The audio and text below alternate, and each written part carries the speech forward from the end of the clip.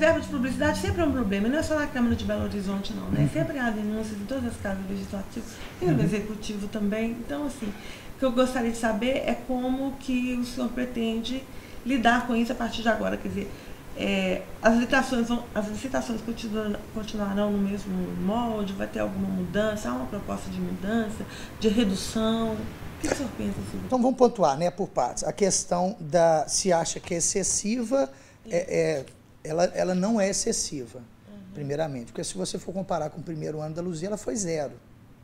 A Câmara Municipal, na verdade, ela vem implementando essa cultura de existir uma verba de publicidade que nunca teve. Então, no primeiro ano da Luzia foi zero, no segundo ano, os números exatos que não vou ter, mas sei que 2.700.000 alguma coisa. Aí o nosso foi aumentou e tal. Vamos para o contrato de 3 milhões dela, o nosso foi de 4 milhões por um período menor, só que você vai ver que no final esse contrato ele vai ficar por quase um ano. Algumas coisas a casa também necessita disso. Primeiro, uma cultura nova que vem na casa. Nós estamos falando, primeiro ano da Luzia foi zero, depois foi aumentando. Uma coisa que eu tenho trabalhado bastante é essa comunicação. Qual o objetivo? Com o objetivo de trazer a sociedade mais para próximo da Câmara. Então, nós temos alguns outros projetos que eles demandam de comunicação nele. A comunicação ela serve, primeiro, para fazer determinados esclarecimentos à sociedade, como foi, por exemplo, no caso do reajuste, e também para divulgar, principalmente, programas da casa. Eu queria que o senhor falasse agora um pouquinho a respeito desse impasse com o sambista, o compositor da música Coxinha da Madrasta. Criou-se uma discussão sobre se houve ou se não houve uma ameaça. Eu acho que isso seria interessante do senhor esclarecer. Ficou claro no Facebook dele, palavras dele, que não houve nenhum tipo de ameaça. O que aconteceu foi, eu estava de férias, e eu num quarto de hotel, quando minha filha acessou o meu Facebook, e eu recebi uma mensagem: vai aí um presentinho para você. E aí, a cópia da música. Vem minha filha aos prantos, uma filha adolescente, minha filha aos prantos, falando: papai, olha aqui o que estão falando de você. Nesse momento, eu comuniquei com o meu advogado, ele entrou em contato cordialmente com o compositor, como o próprio compositor reafirma nas palavras dele. O compositor consultou o advogado, o seu advogado, e o advogado dele falou: olha, você pode sofrer uma ação penal por essa música que você está fazendo. E ele preferiu retirar a música do seu site, mas utilizou daquele momento para criar uma situação que não foi verdade, dizendo que estava havendo uma censura. Citou Noel Rosa, citou alguns grandes compositores. O que não aconteceu, né? Não houve nenhum tipo de censura. E a verdade é que a música dele é uma música pesada e que fala mentiras. Como, por exemplo, eu nunca tive uma conta minha contestada, eu não tenho uma condenação judicial. Todas as contas do referido buffet, todas as notas fiscais do referido buffet já foram objeto de ação na justiça, feitas pelo Ministério Público, a quais nós ganhamos e essa ação está encerrada. Ou seja, isso já foi questionado na justiça. Então, como que ele... Porque ele falou que foi através lá na nota dele, ele fala que foi através de notícias veiculadas na imprensa e tudo. Então, como pode ele falar coisas que a própria justiça já disse que elas são legais? Não sou eu que estou dizendo, não é o Ministério Público, não é ninguém que está... É a justiça que disse. Então, o que aconteceu foi basicamente isso aí. Né? Em relação a este caso da compra dos lanches nesse buffet, que é da Madrasta, não é isso? Não há nenhuma ilegalidade e não houve nem questionamento sobre isso, sobre a ilegalidade. Mas o senhor acha que, do ponto de vista ético, o senhor se sente em posição confortável fazendo essa compra? Olha, essa compra, ela era feita por um departamento de compras meus. Eu trabalho em eventos há mais de 30 anos, tenho uma lista de fornecedores, no qual a gente sempre faz uma tomada de preço interno, que é a melhor maneira que eu gastar o meu dinheiro, eu tenho o maior número de serviços possível. Então, eu procuro gastar da maneira melhor possível. E dentro dos bufês de uma determinada linha, porque não dá para se comparar, por exemplo, um salgado vendido aqui na Zona Sul, né, com um salgado, às vezes, de qualidade. Então, vamos dizer, dentro de um determinado padrão, o dela sempre foi o melhor custo. Quando o Ministério Público entrou com ação contra os vereadores, eu fiz um pente fino, vamos dizer, uma auditoria, na verdade, melhor dizendo, porque eu fiz uma auditoria em todas as notas fiscais de todos os vereadores. Só para você ter uma ideia, foram cerca de 14 mil folhas que a gente fez auditoria aqui. A minha, depois de ser feita a auditoria, eu pessoalmente olhei todas. Porque não é uma coisa que no dia a dia você vai acompanhando um pagamento.